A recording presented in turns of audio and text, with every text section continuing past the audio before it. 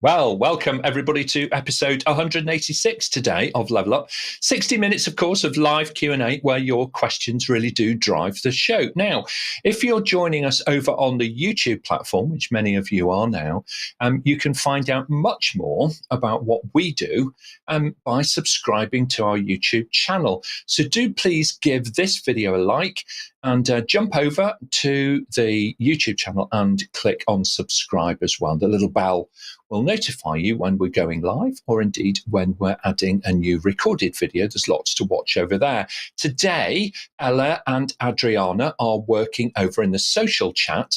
So please do let them know your name and, of course, the city from where you're joining. They're going to post some links so that you can vote up the questions that you would most like the panel to answer. And, of course, for you to be able to add your own as well. If your questions are selected, then your name's going to appear in the credits at the end of the show. So it's definitely worthwhile doing all of that, getting your questions in early and staying with us to see all of it happen. I researched this week to find out that 167 million, approximately, people regularly solve Sudoku problems and puzzles. And over 250,000 people every day still play Wordle. Solving problems, of course, at work is often multi-layered and comes with different levels of challenge, perhaps, than something printed in a newspaper or available as an online app. And business analysts are one of those roles that really do play a key role, not just in figuring out answers to the business problems that are known and understood, but actually surfacing the underlying issues and mitigating potential unintended consequences of any actions being planned to be taken. Helping us think through how you build your career as a business analyst today are our expert panel. So let's jump over and meet them all. We're going to begin with Malini Jayaganesh. She rejoins us today, a regular contributor, of course, to Level Up and based in Melbourne in Australia.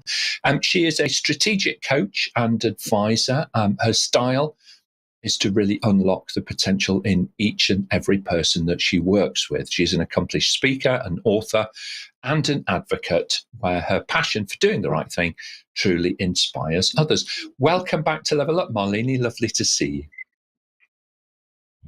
Likewise, Nick, and a big hello to my fellow panelists and everyone who's joining us. I have really enjoyed my years as a business analyst, and it has set up my foundation for my further career, even into executive roles. So I'm really looking forward to this conversation. Thank you so much, Marlena. Better role model I cannot think of. Sarbojit Bose joins us from Singapore. He is, of course, the managing director and the founder over at Cyberservices, from where he teaches and advises clients across the region and indeed around the world. With a deep interest in enabling others, Sarbojit speaks widely and supports a growing range of technical and business communities alike. So, Sarbojit, welcome back to Level Up. Lovely to see you, my friend. Thank you, Nick, and APMG team for having me. And it's always a joy to be a part of this panelist. And, I guess today we have a full panel of 5, and we'll enjoy all the questions which are coming from worldwide of our listeners, and we will add some value for each and every one of them as we learn as well. Thank you so much.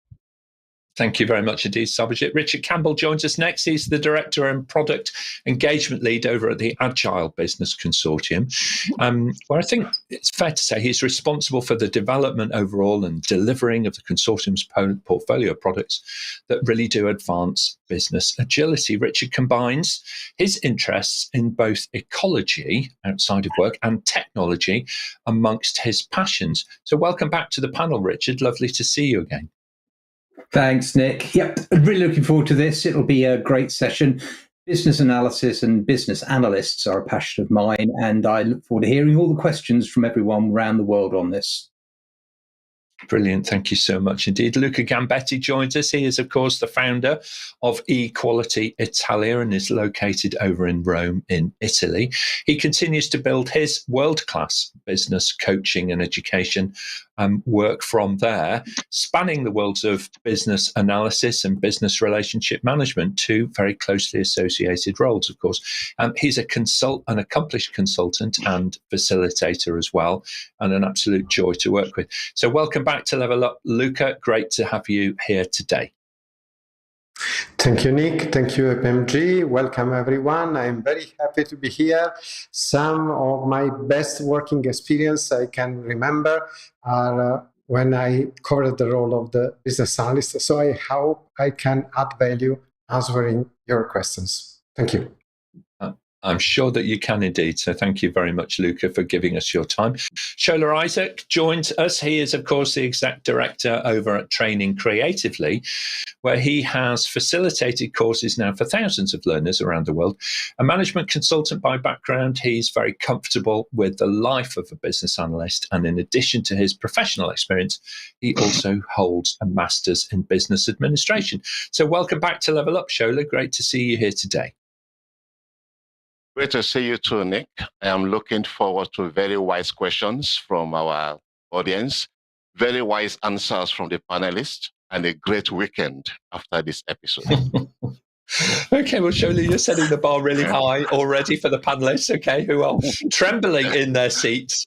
Metaphorically, of course. Our question master for today, she is going to be the person picking the questions and delivering them to the panel, is, of course, Charlotte Miller, who joins us from the Thames Valley here in the UK. Welcome back to Level Up, Charlotte. Much, Nick. It's great to be here. Today's a bit of a special occasion because I have my dad watching. My father is watching me from just across the way there. So everybody on their best behaviour today, please. All right. Okay. Well, we'll do our level best for the family Miller. And on that note, Charlotte, we should probably press on. Let's take our first question, please. We've got our first question from Jenny Fahara. Why is the role of a business analyst important today? Okay, Richard, why don't you start us off with this, and then we'll hear from Malini. Thanks, Nick.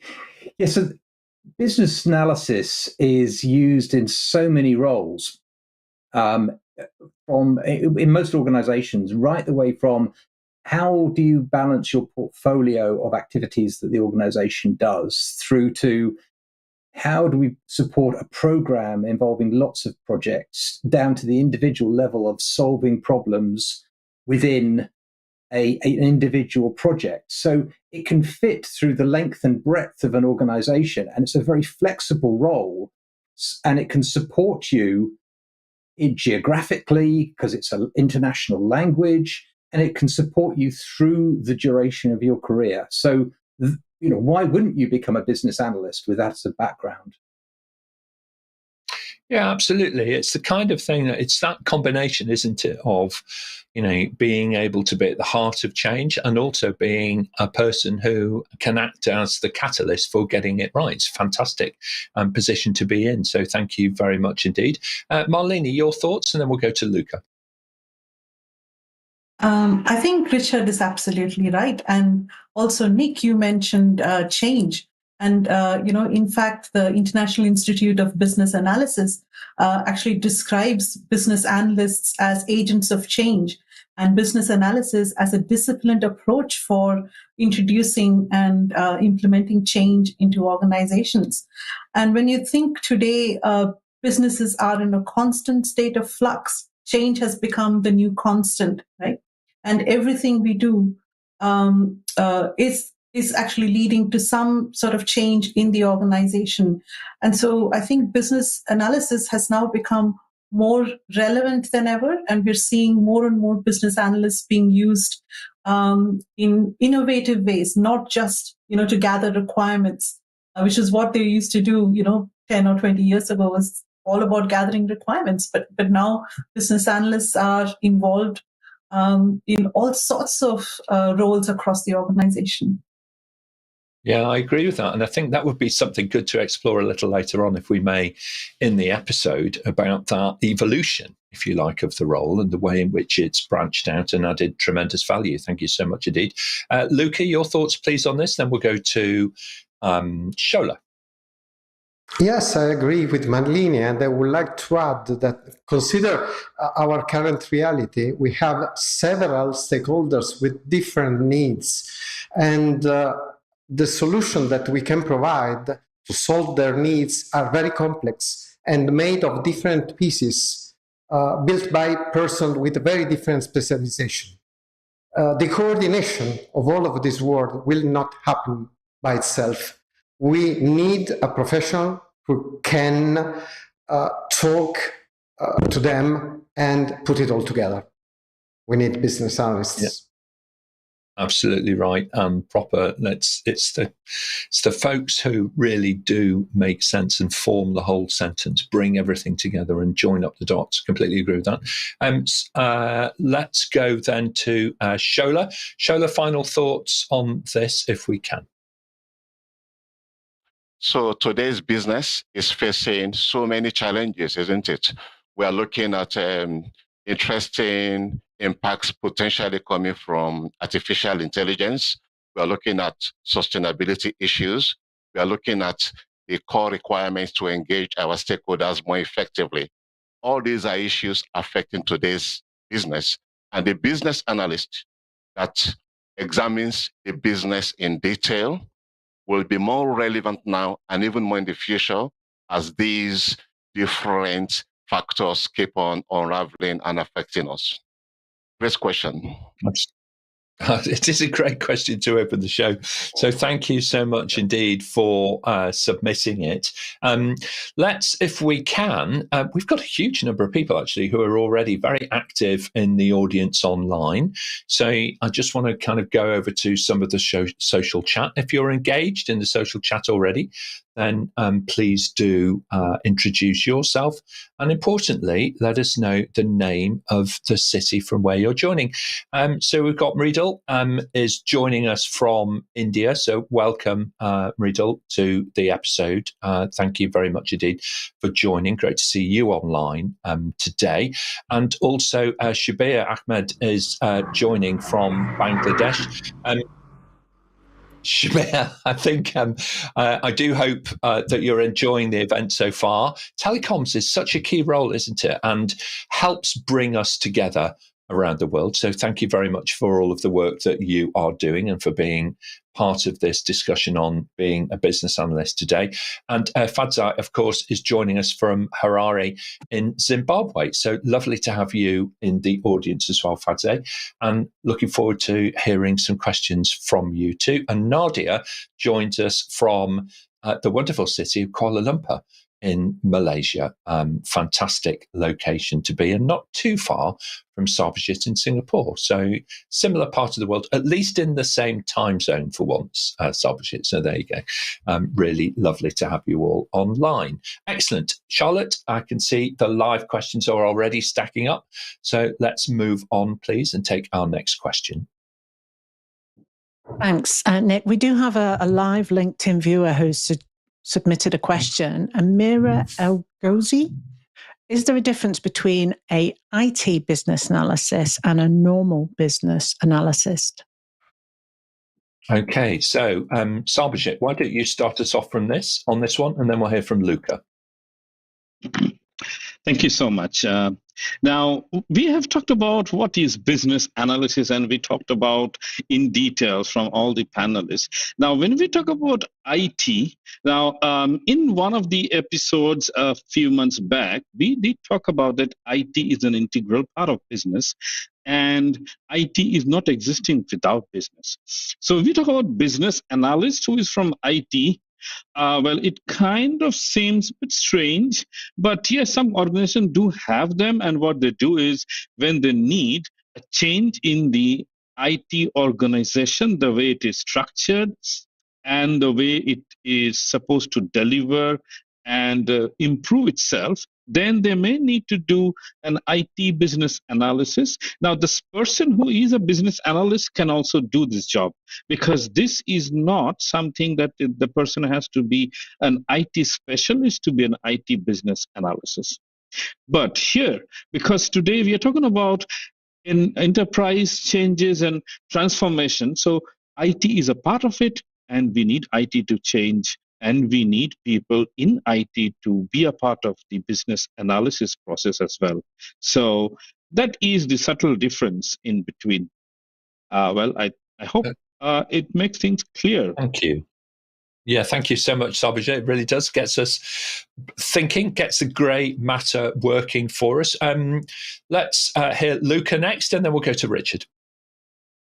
Yes, I'm very interested in this question because my career started as an IT business analyst. So in reality, here in Italy, we use a specific word that is analista funzionale, functional analyst. I don't know if you have the same in different languages. That is a person designing an IT system. This is not a business analyst. This is the job for a designer. I mean, you can design an IT system, but if you don't consider the person that will use that system, the processes of your company, the skills inside, the politics inside the relationship, probably you will have a great risk that your solution will not work. So in short, we can start our career as a business analyst in IT, but we should extend our competencies to the other capabilities of an organization. Okay, thank you very much. It is such an important part, isn't it, to look beyond the obvious, and to take that more holistic view. Totally agree with that, Luca. Richard, your thoughts? Well, Luca's just about nailed it, really. He said almost everything I was going to say in that space. So to reinforce the point, really, I think a lot of people start their business analysis career, like Luca did, I did, in IT-oriented projects. But I think it's a natural career progression to, as you step up from your more junior roles, to gain a wider perspective, a business-oriented perspective, rather than details of the technology and the sort of tools and techniques you might use as an IT business analyst, and see its applicability in that wider context. So, yeah, it's a journey, I would say, as the relationship between the two. But clearly, I would also say that some people remain very firmly in doing business analysis with an IT centricity. And that's actually quite a large number of people who do that. But I would say the vast majority of them do migrate across to being the fuller business analyst. Yeah, I think that you're right. I mean, when I joined the IT industry, there were, I think, quite a large separation between the business people and the technical experts. And in the middle, there were people who were trying to design business processes, who were thinking about functionality. And although it wasn't called this then, there were people considering the user experience or the experience design of things. And how often in those IT projects of 20 or 30 years or more ago, did we end up with developers developing functionality that worked, but actually was unusable or very difficult to use in real life? So these sorts of things kind of do come together, where you have the classic situation of the solution architect the executive had a vision, the solution architect imagined one thing, the developers built something else, and the user, they were consulted occasionally. So this sort of thinking of separation, I'm so pleased to see it evaporating more and more and more, and those barriers being broken down, and people coming together more to solve business problems collegiately, which is the most important thing to do. So brilliant question. Thank you so much for it, Charlotte. Let's move on, please. We'll take our next question to the panel. Thanks, Nick. We've got a live viewer, and I know this person very well. It's Murdal Tandal from, I think he's in India, but he's watching live today. Who should receive the greater compensation, an agile business analyst or a project manager? This is about money. This is about money. Who deserves more money? Now, there's a debate, isn't there, to be had, my friend? So we're going to approach it in the spirit of the question. Okay. Let's start a little differently this time. Shola, kick us off with this, and then we'll hear from Richard. I'm going to quote you, Nick, what you said earlier on before we started the program. It depends. The standard consultant's answer. And it depends on, for example, the scale of the project. Are you talking of constructing Wembley Stadium? It depends on the size of the business. Are you talking of a little consultancy or a massive organization like Microsoft? So the value that either role is bringing will influence the kind of remuneration that the role should get. It depends on the value being created. Absolutely right. You're spot on there, and I totally agree with that. Thank you so much indeed. Richard, your thoughts? Then we'll hear from Sarbojit. Yes, I would build on that. So if our remuneration was purely proportional to the amount of value we deliver, would nurses be the best paid people in the world? And we know that's not true, unfortunately. They save lives, as do doctors, clearly. So it doesn't always follow. Scarcity falls into it. How manipulative you are falls into it. There's a whole bunch of factors which would determine who should is actually the key to the question here. And I've heard some really agile thinking in this space whereby the value of the whole team needs to be determined. And then in an ideal world, that team should decide proportionately who is contributing most in the context of that overall team, and actually allow the team the power to make those sorts of decisions. It's a tricky area, but I'm hearing that it is working in some situations, and I think it's the most elegant or beautiful model I've heard about, rather than being imposed from above. And I don't believe market forces should be left in charge. Thank you very much indeed, Richard. You make a really good point. The difference between, value and money there, and compensation. So that's very interesting. And I have read some quite interesting papers around this concept of value in agile teams and the way in which you can go about enabling an organization to think differently about how people are compensated in different circumstances. So thank you. That's really interesting. Sarbojit, your thoughts on this? Who should receive the greater compensation? Well, I would want to just make a small quote on this. They say that business analysts say, I solve problems you don't know, and you have in ways you can't understand. So the project manager will only be given a project once the problem is understood, and you then need to implement the solution. So this is where the things are. Now, who creates more value? Well, that is something very, very, as we were talking about, what is value and who, and value is very much a perception. So perception will differ from stakeholder to stakeholder. Thank you so much, Sarbojit. I guess, one perhaps fairly trite way of thinking about it is price is what you pay and value is what you benefit or derive, from, is the outcome, if you like, of something. So something there perhaps, to consider. The other thing that I would say is that accountability and risk are also a part of this. So project managers are often held to account overall for the outcome of different projects. And that carries with it not just risk that needs compensation to match it, but also reputational risk in the longer term.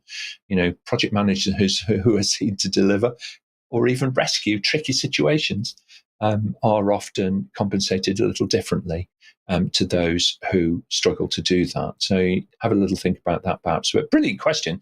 Thank you so much indeed. Let's pop across then to social, if we can do, and welcome some of the team online. Sarah, thank you so much for joining.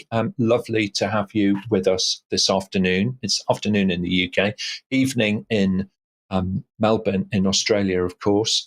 Marion joins us from Houlton, in just to the east of Amsterdam, up there in the Netherlands. And we also have Adele Ibrahim joining us as well online. Great to have you with us today, my friend. And Shrikant is joining us from the wonderful city of Pune in India. And it's working over there as a project manager. So Shrikant, by all means, type into the chat your thoughts on that last question. That would be great for me to hear from you as well, my friend, in the spirit of the conversation that we're doing as well. All right, very good. Charlotte, let's take our next question to the panel, please. Thanks, Nick. Our next live question, Malvin Mapone. Which master's program is essential for business analysis? Okay, all right. So further study is always something which is to be applauded and recommended. It rounds us out as individuals and so on. And whether you're in the arts camp or the sciences or the business camp kind of thing, a master's degree can really help accelerate your career. Why don't we start with Malini on this? What are your thoughts about those, qualifications above undergraduate level? So I have actually got experience teaching, at both undergraduate and postgraduate levels at a university here in Australia. And I think, as you say, Nick, it's definitely helpful. But in response to Malvin's question, I don't think a master's program is necessary. We can necessarily say that it is essential for business analysts. I know some great business analysts who do not even have an undergraduate degree, but they're actually, really highly skilled and they have great experience. But if you are thinking of doing postgraduate study, I would encourage you to try and do it in a different discipline to your undergraduate studies. So, for example, my bachelor's was in arts and my master's was in IT, right? And it has helped to shape my thinking style, because I can now use left and right brain equally comfortably.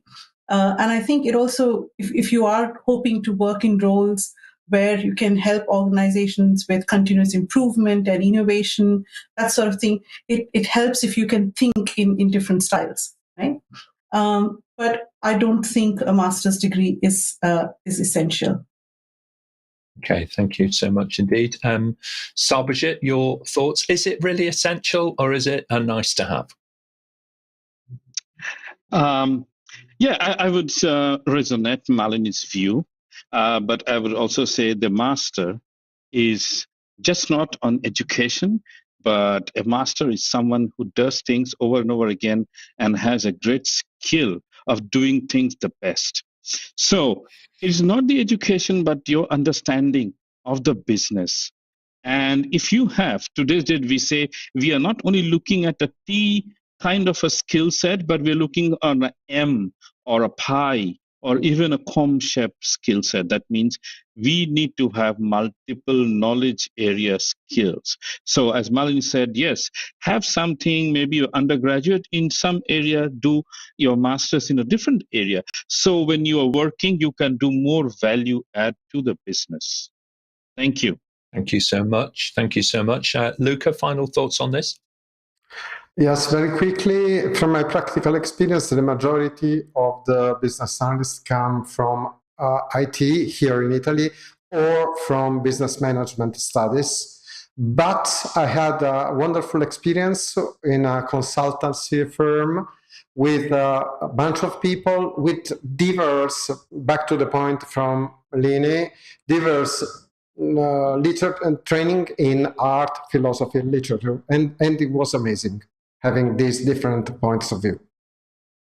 I completely agree with that. Working with in an inclusive group with a wide range of diverse characters and thinking and backgrounds, cultures, and so on is such a fantastic boost to any career.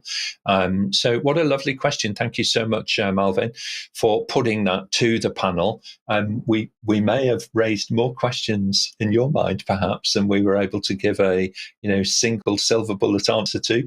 But it's often like that, isn't it, on Level Up? So thank you very much indeed. Let's move on, Charlotte. I can see we've got quite a stack of questions, so we probably need to pick up the pace a little, panel, if we can. We have an amazing amount of questions to get through, Nick. The next one is from LinkedIn Live viewer Nadia. What advice would you give to those interested to pivot to a career in business analysis?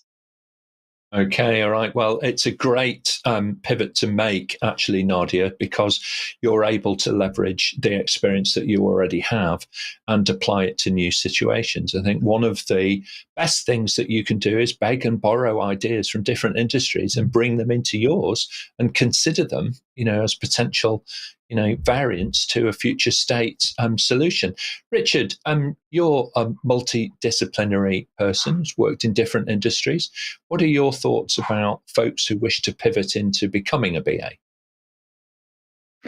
Well, I think the starting point has to be about passion. So I think the nature of the question that Nadia is asking implies that she's got an interest in business analysis, but she's not doing it today.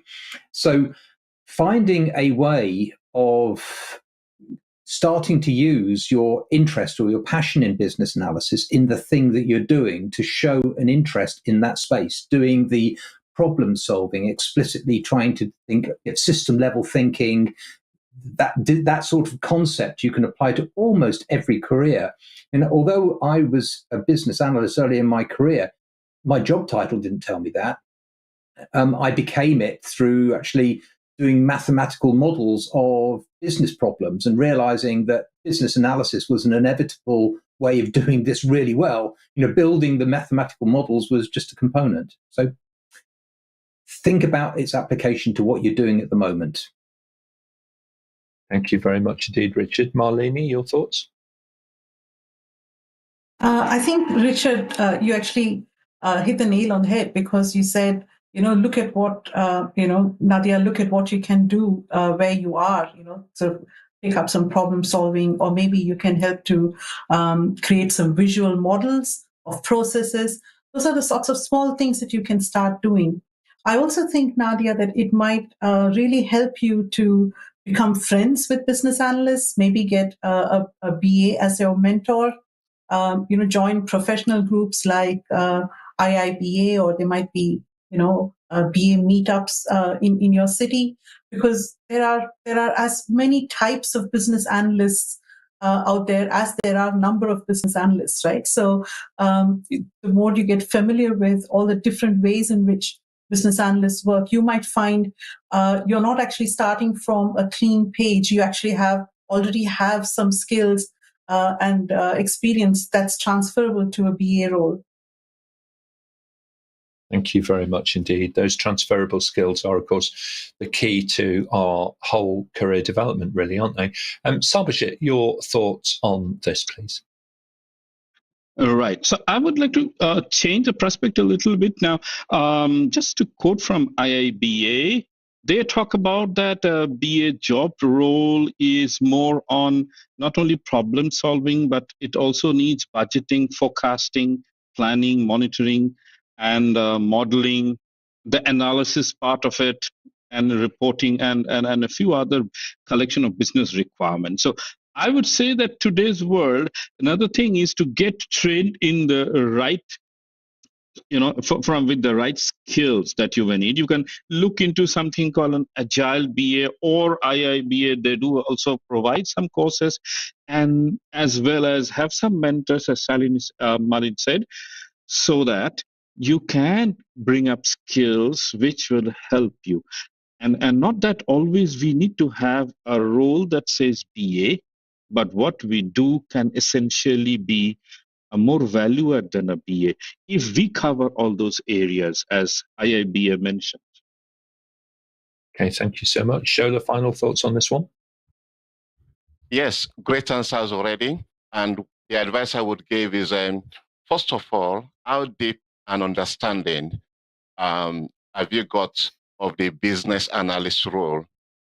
Already you're a business analyst. You are examining things in detail in your current role. But the professional business analyst, you need to understand exactly what they do in adding value to the stakeholders of the business you'll be working in or consulting for. And having that understanding, Nadia, you also need to understand your own personal makeup, your own personality. Do they align with the competencies and skills that you've confirmed are required for the business analyst role?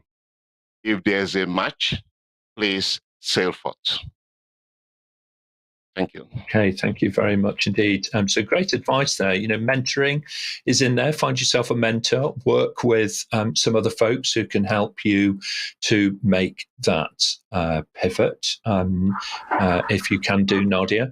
And also, we have the thought about getting some relevant training and education.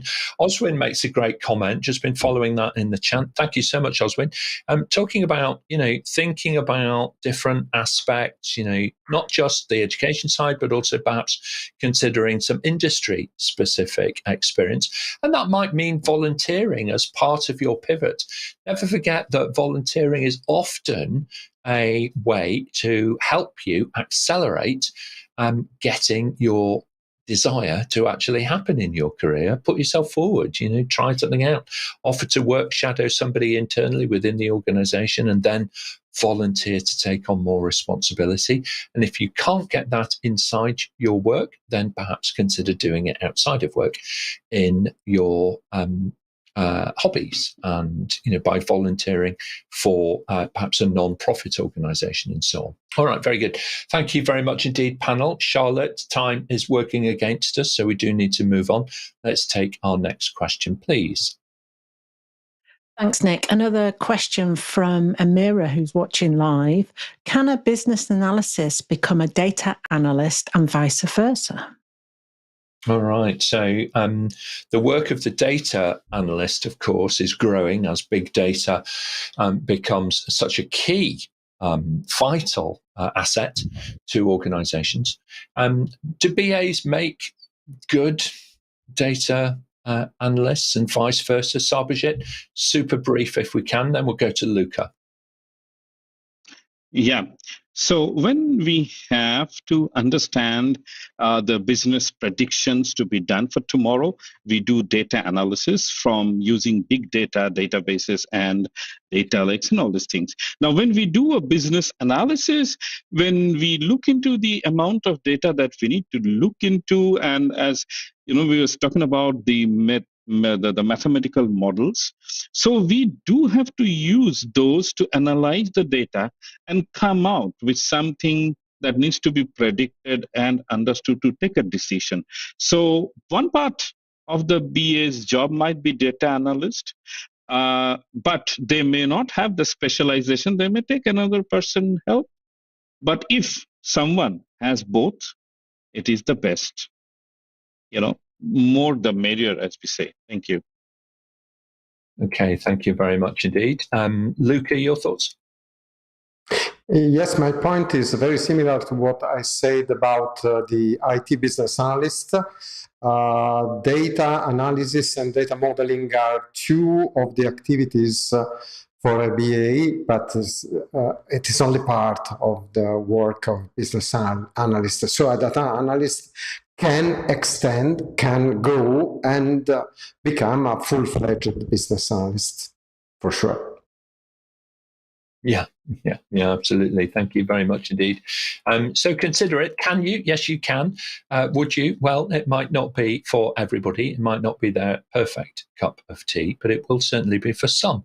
So thank you so much indeed, Amira, for submitting the question. Great question to the panel. Charlotte, let's move on. We'll take our next question if we can.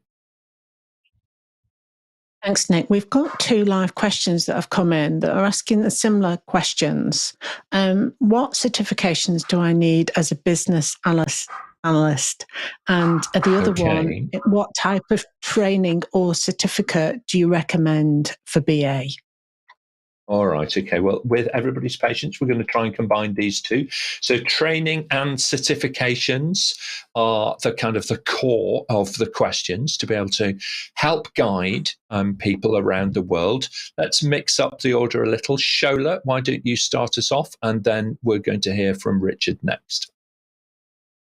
There are quite a few certifications. You've got the Project Management Institute from America with the PMI BA qualification. We've mentioned the IIBA from, I think, Canada earlier on. You also have in the UK, you've got the British Chartered Society, BCS, with its own business analyst qualifications. However, I would strongly recommend the Agile business analyst qualification. Why? Because more and more now, all businesses have to be more agile to be able to deliver more value to the stakeholders. And this qualification provides best practice knowledge that cuts across all the other qualifications, delivering better value, in my own opinion. Thank you. Okay. Thank you so much, Shola. And you do meet a lot of folks and you do help them to learn at this point in their careers. So we really appreciate that. Richard, your thoughts, then we'll go on to Malini. Well, thank Shola. First of all, brilliant list. I think that's a great place to start with. And I'd be coming at it very much from the perspective of the Agile world, and again picking up what Shola was saying there. So it does depend largely on the nature of the domain in which you are doing your analysis. But where our focus is at the Consortium is all around Agile business analysis. So Shola already mentioned the Agile BA. There's a foundation and practitioner course which you can do, and APMG manages the network of trainers around the world who can deliver that to you. Most recently, we've also extended the Agile BA course to include some complementary modules, which may be particularly relevant for those who are coming into an agile world, as in lots of volatility, uncertainty, complexity, ambiguity in the domains that they're working in. The three modules which have just gone out are, number one is navigating complexity. That's all about understanding what sort of complexity you're dealing with, because believe it or not, there is a huge range, and simply knowing what you're dealing with points at which sort of approaches you can use to address that type of complexity. And then the business value, properly understanding what is the business value in that context, and then how to dance with certain types of complexity, with experimentation to introduce some certainty in an uncertain world. So those are the modules which have just come out to complement the BA. Okay, thank you very much, Adine. That's quite interesting to hear that as well, because I know that the Consortium, it's a living, breathing organisation. It has a membership, and the membership are advising and informing and helping to shape, each evolutionary step in that journey of the certifications and qualifications, and indeed what good looks like, throughout. So thank you very much indeed, Richard. Malini, your thoughts on training, certifications, and so on? I think it's also helpful to consider certifications that don't necessarily have the words business analyst in the title, right? So, for example, organization change management or business relationship management. These are all certification courses that will give you, some fantastic methodologies and techniques that you can have in your toolkit, that use for all the, for all the diverse types of activities that business analysts are typically involved in today. It's very true, isn't it? And it's the difference between, getting yourself an interview and securing yourself the promotion. And the certifications at the end of the day, what they're doing is they're providing some evidence of your aptitude to do something. So if your CV already says you've got 15 years of experience of, being a business analyst within an agile environment, then, how do you differentiate yourself from others who have a similar level of experience and background? That is to build on that experience and to demonstrate that you've looked at business relationship management, that you've looked at elements of project management, that you're considering user experience design, that you're thinking about, a whole range of different aspects of delivering and moving from good to great, or even beyond that. So thank you, panel. Charlotte, brilliant answers to two related questions there around certifications and training. So audience, please do take that on board. And of course, you can connect with any of the panel on LinkedIn. If you'd like to follow up with them, please do reach out to them. Charlotte, let's take our next question, if we may. Thanks, Nick. Another question from a live viewer, Shahid. What should one consider the most important asset/skills required to be considered fit to role as a business analyst? Oh, this is a great question, isn't it, Shahid? Thank you so much. Okay. The most important or the best? We're going to get a variety of answers here. So let's go for it straight in with Malini, and then we're going to hear from Luca. I think we're going to need a whole hour to answer this question, because we can come up with a pretty long list. But from my experience, two things that I look for, when I'm actually recruiting people into a business analyst role. One is, are they able to take really complex matters and translate them into something simple that their audience can understand? So are they able to bring people along on a journey by breaking down things into different levels of abstraction that is appropriate for the audience? And then, of course, the other thing is interpersonal skills, or what we refer to as soft skills, which are not really soft. So your ability to communicate, your ability to, read the emotional tenor in a room, those sorts of things are incredibly critical to your success as a business analyst. So what a fabulous phrase, to be able to read the room and to read it from that emotional intelligence perspective, to truly, comprehend what is happening. The unspoken dynamic in the room is very important, isn't it? Thank you very much, Malini. Luca, your thoughts? Then we'll go to Sarbojit. Yes, adding to what Malini said, my favorite is being able of collecting an impressive amount of information, connecting together, make sense of the information, and to produce something relevant for the stakeholders in a way that is comprehensible, attractive, and meaningful. So basically, knowledge management. Thank you so much indeed. It's such a key element to it, isn't it? To not just acquire knowledge, but to organize that in a way that makes it accessible to you and also to colleagues as well, and to be that resource investigator that brings in that information to others. Sarbojit, your thoughts? Well, thank you. It's a very nice question. Now, any business analyst need to have capability in 4 areas. One is discovery, understanding what is there, then analyzing those things and try to find out something hidden behind, then specifying on specific items that needs attention, and then validating them. So now we talked about some of the specific technical skills and other skills. So here we are talking about more of a soft skill, which is, of course, the problem solving, managing and handling complex situation, and of course, stakeholder management, which is, I would say, the more complex thing, as we talked about the emotional intelligence in the room, reading the room, team building, strategic thinking, public speaking, and technical writing. So these are some things are also some very good to have, or will be not good to have, will be some required skills for a BA. Thank you very much indeed. Well, thank you, panel. We can fit one more answer in. Shola has been waiting patiently. So Shola, your thoughts on this? The most important skills required. Stakeholder engagement, which prioritizes communication and attention to detail. Thank you. Thank you very much indeed. We appreciate that. Thank you for being brief as well, because we're up against the time limit already. Charlotte, let's take our next question. Thanks, Nick. We've got another live question from Maria S. Harris, live viewer. Are there any opportunities out there to help broaden businesses' knowledge about why they need BAs and why their role is valuable to a business?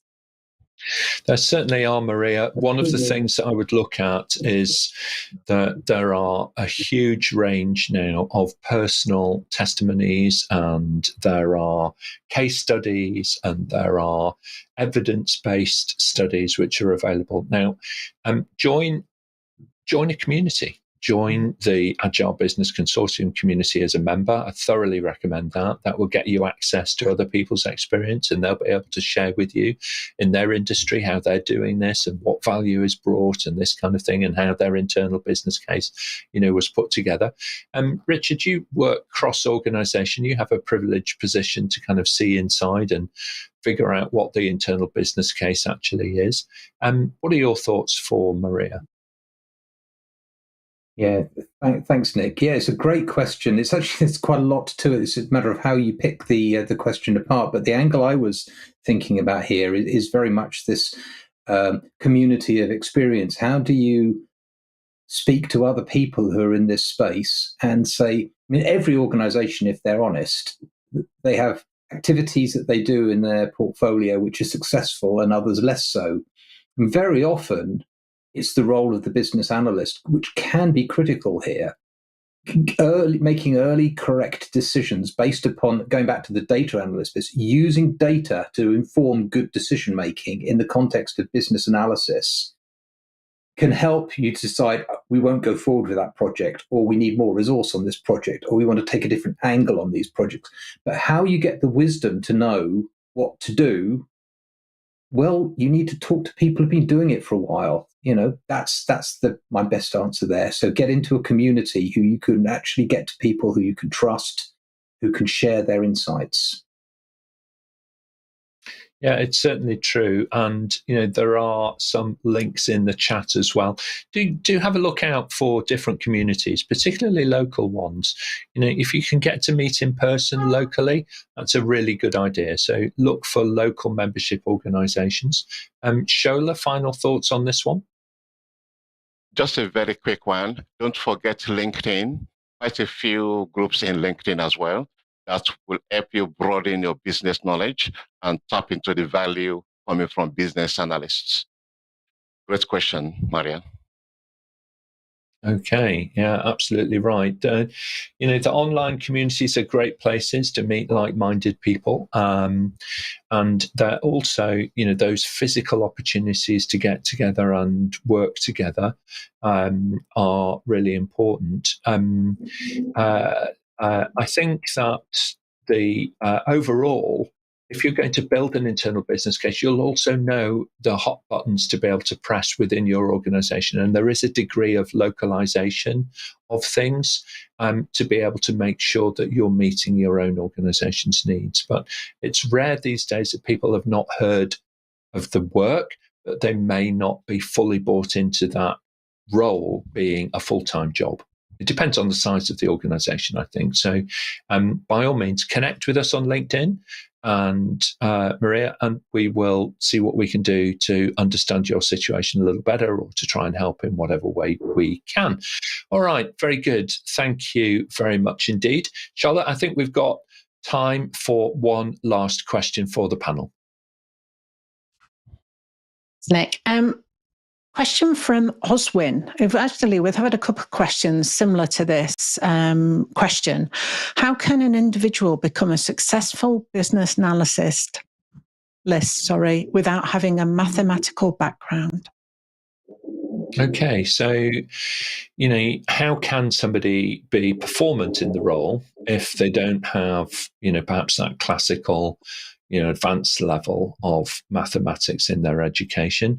Sarbojit, do you see that as a strength or a weakness, having a strong maths background? Well, of course, having a maths background helps. But as I said, and we talked about so long, that there are multiple skills required for a business analyst. Now, if the person has a very good stakeholder management skill, a very good presence of mind of understanding people's needs, requirements, recording them, and is emotionally very intelligent and able to understand and resolve problems and work with many teams, you can very well overcome those small things, because today's world is not possible for a BA to be doing everything on their own. And today's day, there are a lot of tools out there from the cloud.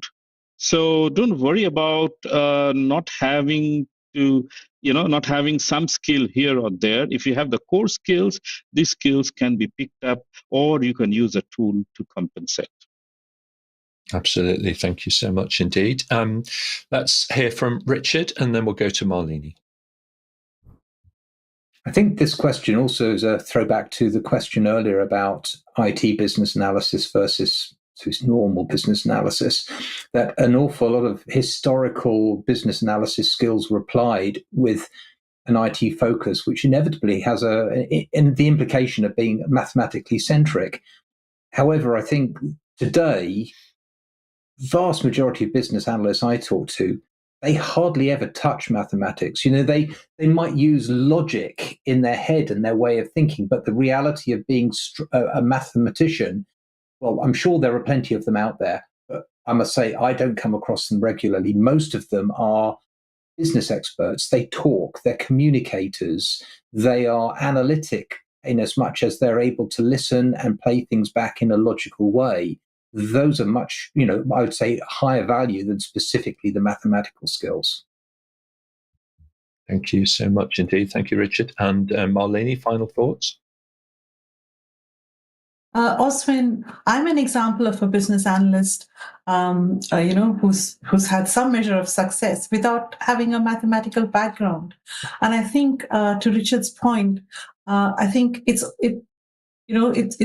perfectly fine if you haven't studied advanced mathematics, as long as you can actually work meticulously, and as long as you have good logical thinking skills. You should be able to see patterns, connect dots, and bring together disparate things in a structured way. And those sorts of skills you can actually pick up from other branches of education. It doesn't necessarily have to be maths, or you can also learn that through your work experience. So don't worry if you don't have a mathematical background, you can still have a really successful career. Thank you so much indeed. Totally agree with that. And let's go back to the panel then. We're going to wrap up the show with our final thoughts on today. It's been an eclectic journey for all of us through the world of becoming a business analyst. Richard, your final thoughts, and then we'll go to Luca.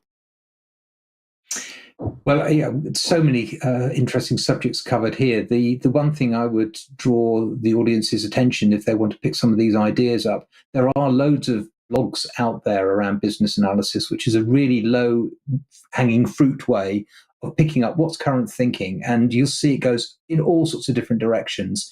At the Consortium's own site, we have a series of blogs, many of them focus on business analysis. Maybe that may give pointers to other directions too. But yeah, have a look around. Blogs, great thing to do. Thank you very much indeed. Luca, your reflections on today, and then we'll hear from Sarbojit. Well, a lot of thought-provoking questions and a lot of good answers from my fellow panelists. I think that people participating now could have a clearer idea of what a business analyst could really do in an organization. And we clarified some points that could be not so clear before. Thank you very much indeed. Sarbojit, your thoughts on today, and then we'll hear from Malini. Yeah, I have just a handful of things. That is 5 fingers, 5 points. The first is embrace the change. Even if you're doing a business analysis job, you cannot be stagnant. Change and do something even more value-adding for your organization.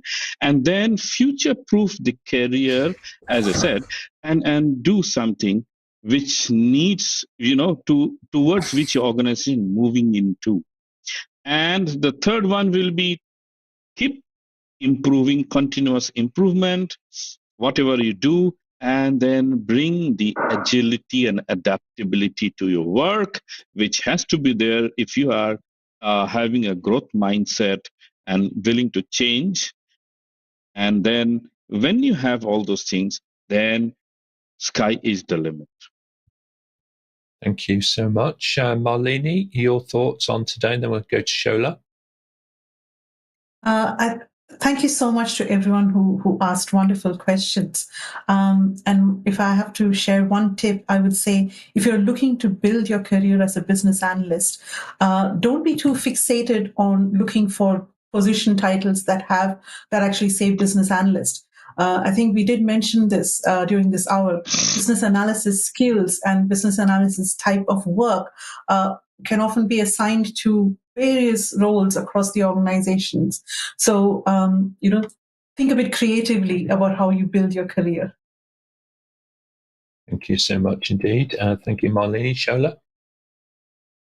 From me, a couple of things. The first is every business is now looking at so many factors influencing the value they are creating for their stakeholders. So businesses should also focus on increasing the participation of business analysts, if they don't have one already, in their organizations. And therefore, to the individual, you can do a lot worse than being a business analyst. It's an exciting role. You get to engage with so many stakeholders. You get your own personal characteristics married to this particular role. It will bring you great value. Thank you for the questions, everybody, and great wisdom from the panel. Absolutely right. Thank you so much, Shola. Thank you for joining us as well. We appreciate it. Charlotte, reflections on today? An amazing show, and our apologies to those people that have asked questions that we just simply haven't got time for. We have scheduled another business analyst. I can't say it today. I'm so sorry. Another episode with the same title later in the year, but just a big thank you to everybody. And I'm sorry, Dad. Don't apologise. Done really well. So, look, very good, everybody. I'd like to thank our producers online. Of course, you are the audience. You produce the show because you put in the excellent questions, and it's the quality of the questions that really drive the brilliant answers that the panel have been able to share with you. So thank you so much for doing that. You make our job on the panel really easy by putting in brilliant questions. Watch out for your name in the credits if your question was one of the ones selected. And if you were unlucky today, then subscribe to the channel and you'll know when the next BA slot is coming up. So thanks very much. Now, over on our website, you can, of course, search for answers to with this episode, it's more than 2,000 questions actually previously that have been asked on Level Up. It's an amazing resource. So do jump over there and have a look. Who knows? Your question may have been answered on a previous episode as well. Don't forget that you can listen to the audio versions of the shows on your preferred podcast platform. Coming up next on Level Up, Monday, 8 a.m. UK, we're going to be discussing how to build a culture of collaboration in your organization. And then the following Friday on the 22nd, Stefan Brendel is going to lead a local language show in German on authentic leadership. So please do let your German-speaking colleagues know about that event. That's purely in German language. So do spread the word, please. I'm going to be rejoining again on Monday, the 25th, for a session on building your project management career. So I'll very much look forward to seeing you all online there. Just ask us in the chat and we'll send you a personal summary of what's coming up and how you too can join us here on the panel and level up your career with APMG. Thanks very much, everybody. We'll see you next time.